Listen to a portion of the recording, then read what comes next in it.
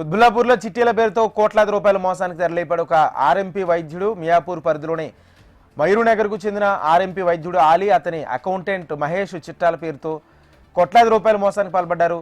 నిజాంపేటలోని Reshma clinic పేరుతో 20 ఏళ్లుగా దవాఖానా నడుపుతున్న ఆలీ సైడ్ బిజినెస్ గా చిట్టీల వ్యాపారం చేస్తున్నాడు. 2 ఏళ్లుగా చిట్టీలు ఎత్తుకున్న వారికి డబ్బులు ఇవ్వకపోవడంతో కస్టమర్లు ఆందోళన చేశారు. దీంతో నెల 8న క్లినిక్ లో ఆత్మహత్యాయత్నానికి పాల్పడ్డాడు.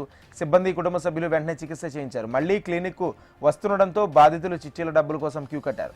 దీంతో అకౌంటెంట్ మహేష్ తాను ఆత్మహత్య చేసుకుంటానంటూ సూసైడ్ నోట్ రాసి ఇంట్లో నుంచి అదృశ్యమయ్యాడు. తనను అకౌంటెంట్ మహేష్ మోసగించాడని ఆలీ పోలీసులకు ఫిర్యాదు చేశారు. అయితే బాధితులు మాత్రం ఆలీ తమను మోసగించాడని పోలీసులకు ఫిర్యాదు చేశాడు. నాచారం పిఎస్ పరిధిలోని బైక్ ఢీకొని పారిపోయిన డ్రైవర్ను పోలీసులు పట్టుకున్నారు. బైక్ను ఢీకొని పారిపోయిన డీసీఎం డ్రైవర్ను సీసీ ఫుటేజ్ ఆధారంగా నాచారం పోలీసులు పట్టుకున్నారు. డీసీఎం డ్రైవర్ను పట్టుకునేందుకు కానిస్టేబుల్ కీలక పాత్ర పోషించాడు.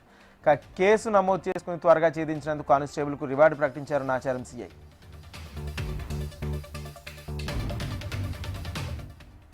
అద్బుల్లాపూర్ మెట్లో మండలంలోని Sanjay Gandhi memorial government polytechnic కళాశాల ప్రిన్సిపల్ నాగముని నాయక్ ఆధ్వర్యంలో గ్రాడ్యుయేషన్ డే నిర్వహించారు. ఈ కార్యక్రమానికి ఇబ్రహీంపట్నం ఎమ్మెల్యే మల్రెడ్డి రంగారెడ్డి హాజరై ఉత్తీర్ణులైన విద్యార్థులకు సర్టిఫికెట్లు పంపిణీ చేశారు. గతంలో తాను ఎమ్మెల్యేగా ఉన్నప్పుడు ప్రభుత్వాన్ని ఒప్పించి పేద ప్రజల కోసం ఈ కళాశాల నిర్మించామని, ఈ కళాశాలపై తనకు ప్రత్యేకమైన మమకారం ఉందని తెలిపారు. తాను ఏ ఉద్దేశంతో అయితే పేద ప్రజల కోసం కళాశాల నిర్మించామో ఈ రోజు గ్రాడ్యుయేషన్ డేలో విద్యార్థులను చూస్తే ఎంతో ఆనందమైందని తెలిపారు.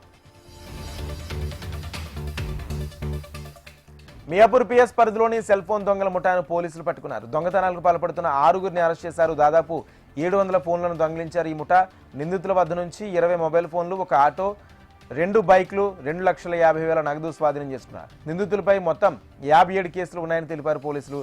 బస్ స్టాప్లలో ఆటోల కోసం చూస్తున్న ప్రయాణికుల లక్ష్యంగా ఫోన్లు దోపిడీ చేస్తున్నారు పోలీసులు. నిందితులను అరెస్ట్ చేసి రిమాండ్కు తరలించారు.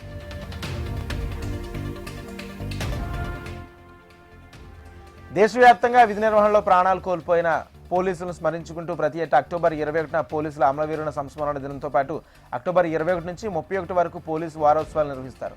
అందులో భాగంగా ఇవాళ బాలనగర్ పోలీస్ స్టేషన్లో ఏర్పాటు చేసిన ఓపెన్ హౌస్ కార్యక్రమాన్ని బాలనగర్ డీసీపీ సురేష్ కుమార్ ప్రారంభించారు. దేశ రక్షణ, ప్రజల భద్రత కోసం అమరులైన పోలీసుల త్యాగాలను స్మరించుకుంటూ సమాజానికి పోలీసులు అందించే సేవలను విద్యార్థులకు వివరించారు పోలీసులు. 2 రోజులు ఛత్ పూజ పండుగను ఘనంగా నిర్వహిస్తామని జనసేవా సంఘ్ తెలిపింది. భక్తులు అన్ని కోరికలు నెరవేర్చే ఉత్తమ మధ్య భారతదేశంలో ప్రధాన పండుగైన ఛత్ పూజ, సూర్య భగవానుడి చేసే ఆరాధన పూజను నగరంలో 30 ఘాట్ల ప్రాంతాల్లో తెలంగాణ ప్రభుత్వం సహాయంతో అన్ని ఏర్పాట్లు చేసి ఘనంగా నిర్వహించుకున్నట్లు జనసేవా సంఘ్ అధ్యక్షుడు ఆర్పీ సింగ్, ట్రెజరీ వినీత్ సింగ్ తెలిపారు. నెక్లెస్ రోడ్లో జరిగే పూజకు 1,00,000 మంది వస్తారని తెలిపారు.